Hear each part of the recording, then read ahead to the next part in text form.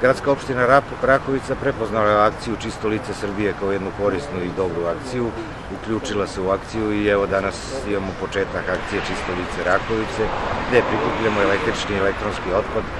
Prepoznali smo prvo kvalitet da na taj način se građani i privrednici mogu rešiti svog električnog i elektronskog otpada na jeftin i lagan način. S druge strane, prihodi od ovoga idu u humanitarne svrhe. Gradska opština Rakovica je odlučila da novac prikupljen od ove akcije ide društvu za celebralnu paralizu kao pomoć našim građanima kojima je ta pomoć neophodna.